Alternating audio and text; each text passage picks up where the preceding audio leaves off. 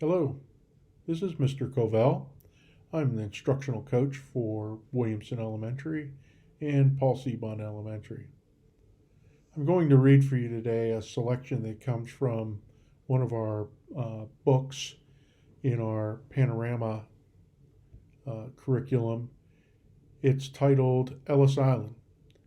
And Ellis Island is a story of how immigrants during the 1900s entered our country as immigrants to become Americans. They come from various other countries and the struggles that they went through to become an American citizen. So I hope you enjoy learning about Ellis Island and immigration into becoming an American. Started with the reading of the book Ellis Island by Elizabeth Carney.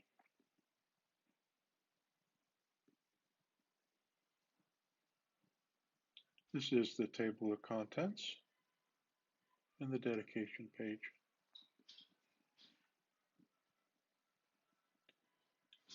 Island of Hope. It was New Year's Day in 1892.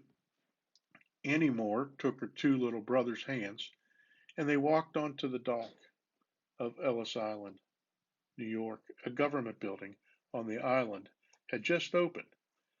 There, workers would decide whether to let them into the United States. The main building on Ellis Island as it looks today.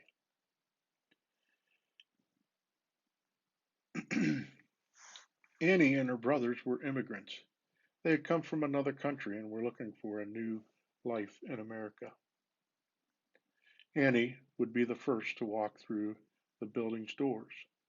Over the next 30 years, millions would follow. 17-year-old Annie had sailed across the Atlantic Ocean from her home in Ireland. She and her brothers made the trip alone. Her parents had moved to New York City 2 years earlier. They had saved up the money to pay for their child's trip. Officials looked over the kids and said Annie and her brothers would enter America. Because Annie was the first immigrant to arrive at Ellis Island, one of the officials gave her a $10 gold piece. It was the most money Annie ever had.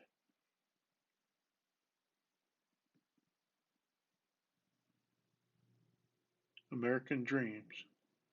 From 1892 to 1924, Ellis Island served as a main gateway to America. As each steamship chugged into New York Harbor, immigrants saw the Statue of Liberty. To them, the statue stood for the freedom they wanted so badly. In the 1800s and early 1900s, life in Europe was very difficult. Many people were first forced to leave their homelands. In some places, you could be jailed or killed for practicing a certain religion or speaking out against the government. Food and jobs were hard to find. Many immigrants believed that America offered the best chance for a better life. In her own words, we saw the Statue of Liberty, and Mother said to me, that means we are free. Margaret Wordle arrived from Hungary at the age of 7.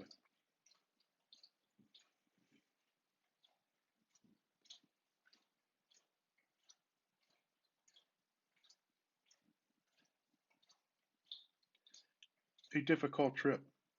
Immigrants from Europe had to cross the Atlantic Ocean to reach America. During Ellis Island's busiest years, immigrants came on steamship. The voyage lasted 12 days. Most steamship passengers traveled in steerage. These tickets were the cheapest, but in steerage it was uncomfortable and dangerous. No fresh air reached this part of the ship. Hundreds of people packed into crowded bunks. The vomit of seasick passengers covered the floor. Most immigrants couldn't wait to arrive in America and get off the ship. Words to know. Steerage, the bottom section of the ship where passengers paying the cheapest fare traveled.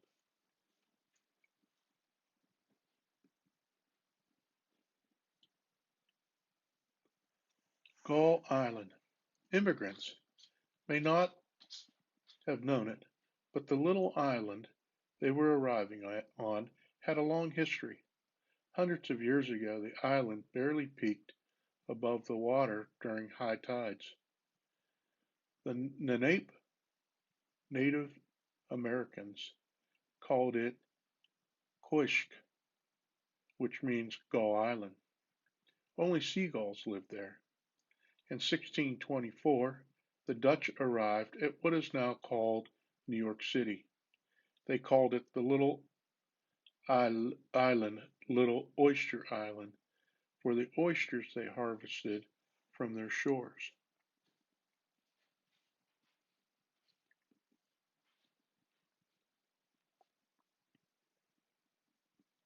Many years later, New York became a British colony. In 1774, right before the Revolutionary War, an American businessman named Samuel Ellis bought the little island. Ellis named the island after himself. Words to know. Colony is an area controlled by people living in another country. New York was one of the 13 American colonies controlled by the British. Revolutionary War, the war between the American colonies and the British during 1775 to 1783. The colonies wanted to be free from British control. Inspected, looked over carefully.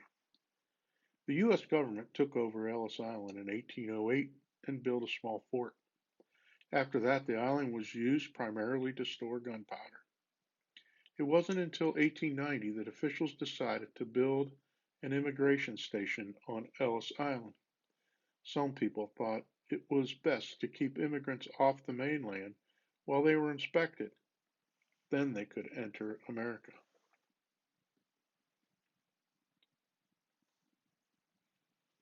These are the buildings of Ellis Island. First at the top, stairs of separation. After going through inspection, migrants came to a staircase in the main building. It was divided into three aisles. Immigrants were sent to a certain aisle depending on whether they were being held on the island, staying in New York, or going to another part of the country. The main building, doctors and inspectors checked millions of immigrants in these halls. They were looking for signs of disease or other reasons an immigrant could be too dangerous to allow into the country. The hospitals. Sick immigrants received treatment here before being allowed into the United States.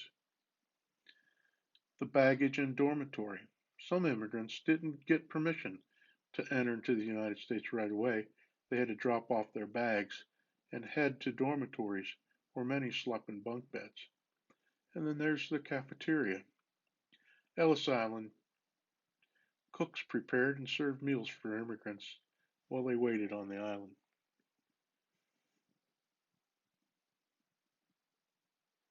On American soil, imagine it. You arrive in the new country after a hard trip.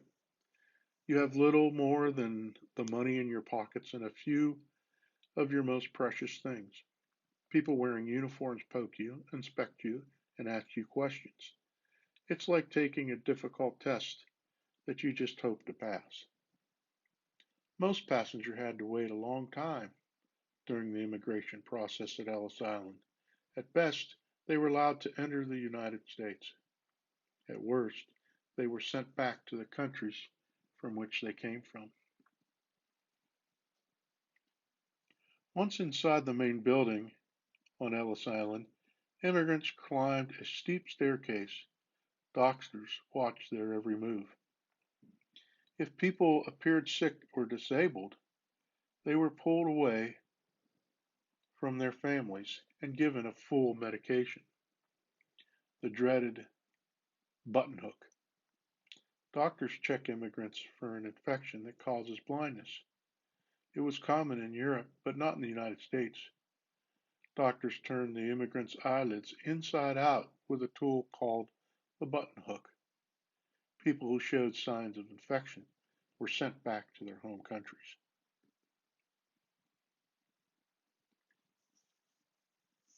The next stop was the huge registry room where people waited to answer questions other inspe- from other inspectors. Interpreters reworded the inspectors' questions into the immigrants' home language. Interpreters asked, "How old are you? Are you married? What's your job or trade?" They wanted to make sure immigrants' answers matched the information on the ship's records. They also asked questions about right and wrong behavior. They hoped to spot likely criminals. This inspection took only a few minutes. Most immigrants passed. The reward? A landing card that officially allowed them to enter the United States. Cool facts about Ellis Island. Number one, more than 40% of Americans today can trace their roots back to one or more people who came through Ellis Island. Number two, during the busiest years, Ellis Island had 5,000 immigrants pass through per day. Number three, Fiorio, Fiorioliolo LaGuardia worked as an interpreter on Ellis Island for 3 years. He later served as a U.S. congressman and then as a mayor of New York City. Number four, more Ellis Island immigrants came from Italy than any other country. Number five, made completely of wood, the original Ellis Island buildings caught fire in 1897. They burned to the ground in 6 hours. The current buildings opened in December 17, 1900. Number six, less than 2% of the 12 million people who passed through Ellis Island's doors failed inspection. They were sent back to their home countries.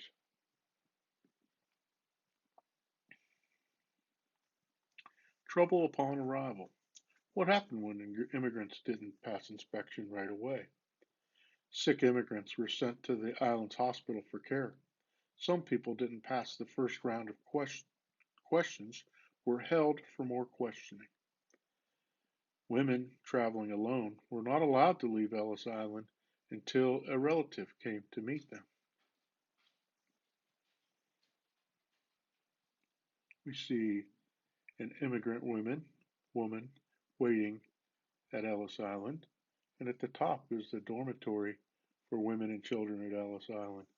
In the bottom picture, bottom right, this photo shows a dining hall in 1907 where immigrants were waiting to be allowed entrance into America.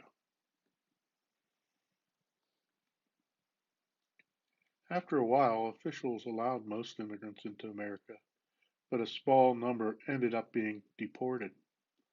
Usually, such people didn't have enough money to try to move to America again.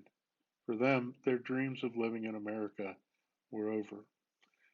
Words to know.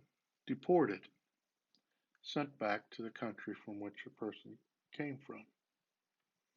Name changes. Many people believe that inspectors changed their family last name when their ancestors arrived at Ellis Island, but that didn't happen. Instead, the inspectors at Ellis Island were most concerned about making sure immigrants' names matched ship records. They didn't care about spellings. The inspectors worked closely with interpreters who spoke an average of 6 languages. Interpreters tried to make sure there were no misunderstandings between inspectors and immigrants. So, why did some name changes happen? It was common for immigrants to change their names themselves after arriving in the U.S. They often did this to make their names sound more American or to fit in with the local community.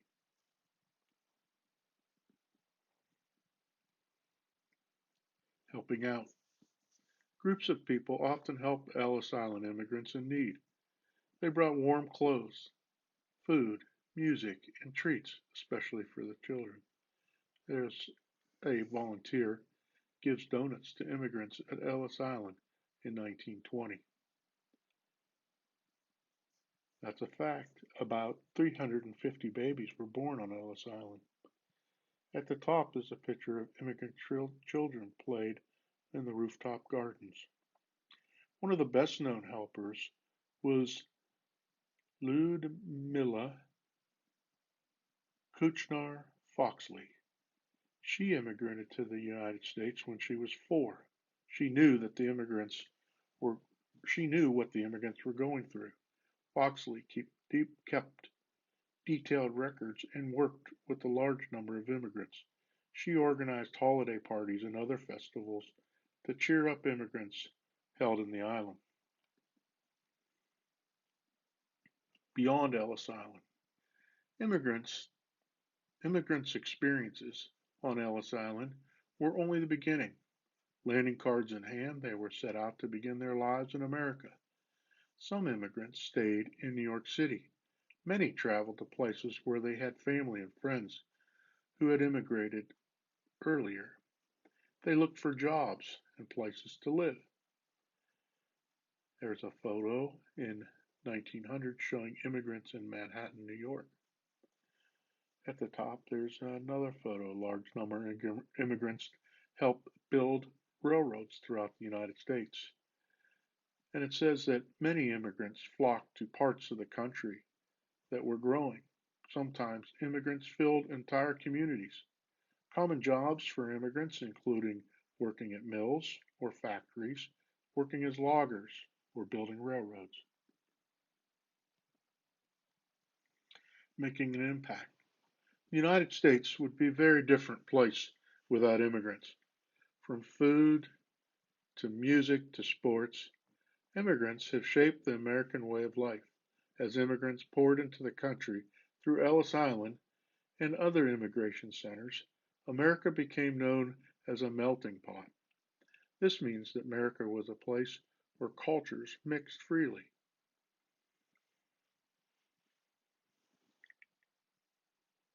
We see groups of different immigrants pictured.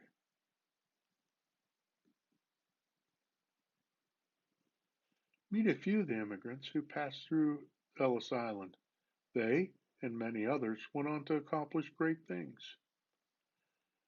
Claudette Colbert was a Broadway actress and film star. When she was 8, she and her family moved from France to New York, coming through Ellis Island in 1911. Songwriter Irving Berlin came to the United States through Ellis Island in 1893. He went on to write God Bless America and many other popular songs. Harry Houdini immigrated to the United States from Hungary in 1878. Houdini became a world famous magician and stuntman. He passed through Ellis Island in 1914 after performing magic shows in Europe. He was a U.S. citizen by that time, but the island still served as an entry point for most people arriving in New York by ship. Abraham Bean was a, was a ba- was a baby when his family came through Ellis Island in 1906. They came from London to join Beam's family in New York City. Beam later served as the city's mayor from 1974 to 1977. A deserted village. In the 1920s, the United States passed laws that limited the number of immigrants who were allowed into the country. Fewer and fewer people passed through the once busy island. One worker at the time compared the island to a deserted village. In the 1940s, the U.S. government used the island for a different purpose. It became a prison to hold people accused of siding with America's enemies during World War II. After the war, only a few dozen immigrants came through Ellis Island each year. Ellis Island closed for good in 1954.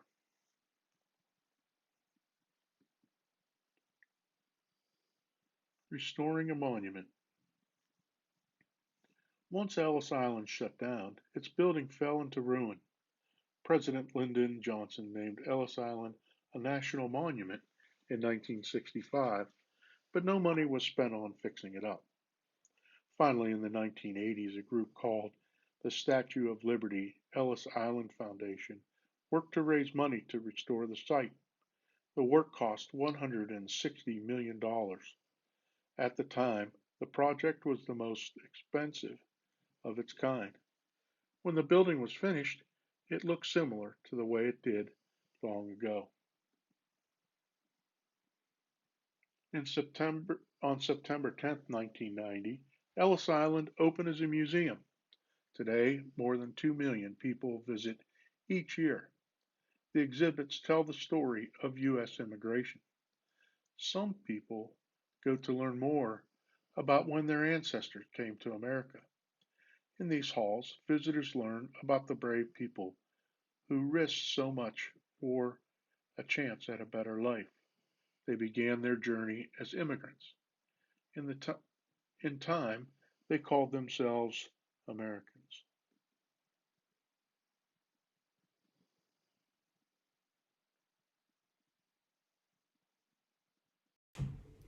So I hope you enjoyed the reading of Ellis Island from the Panorama text in the third grade level. I know that your teachers and I just can't wait to see you guys again in the classroom so that we could sit in front of you and be together again back at our schools. In the meantime, be safe and be healthy. Thank you.